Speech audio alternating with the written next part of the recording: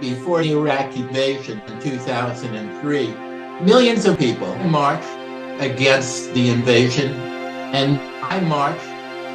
During the march, when you're part of a whole sea of people, you feel that extraordinary energy, a kind of collective energy from that whole group.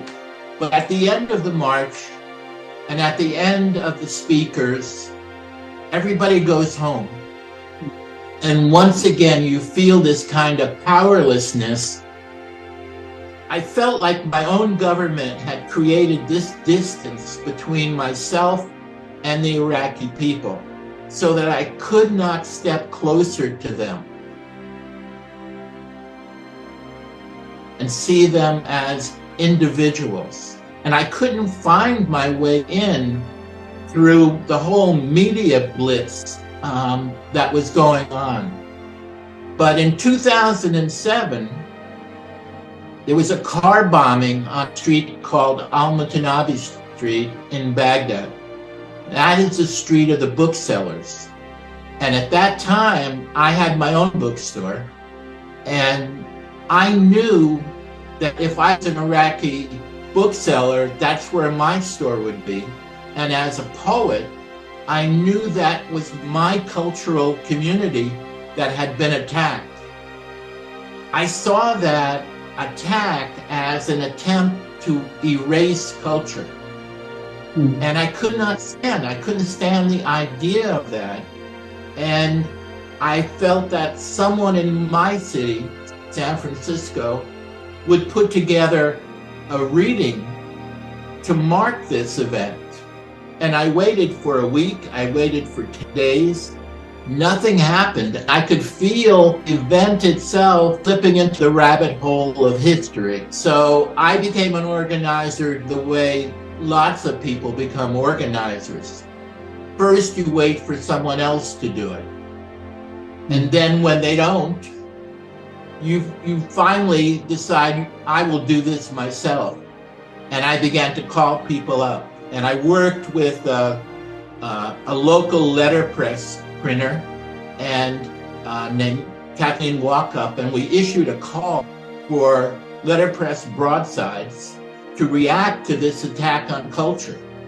And we did a reading in August of 2007 at the San Francisco Library. We had an exhibit of the 40 some odd broadsides that we had collected. And then I realized that everybody wanted to pack up and go home.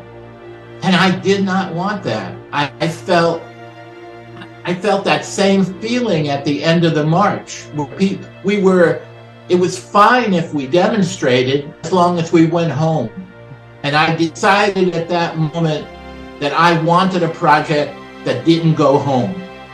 I wanted a project that kept the Iraqi people and all that they had endured and what this attack meant to all of us in terms of free speech, in terms of academic freedom, everything. I wanted it to continue. I wanted it to stay in the forefront of everyone's consciousness.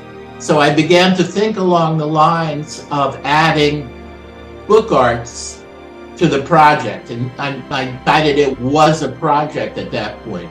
And we issued a call. I worked with a woman named Sarah Bodman, who is a professor at UWE in Bristol in the UK. We issued a call for artist books, individual books made by artists, all dedicated to this attack on Al-Mutanabi Street and our solidarity. I wanted a project that was a project of witness, memory, and solidarity. I didn't want a project that pretended to speak for the Iraqi people. They have their own voice, and it's quite eloquent. I didn't want a project that offered to heal anything, because I felt that the wounds that we had left on the body of Iraq with the invasion and the occupation were literally going to come to the surface for generations. And you cannot begin to heal, I feel, until you identify the wounds.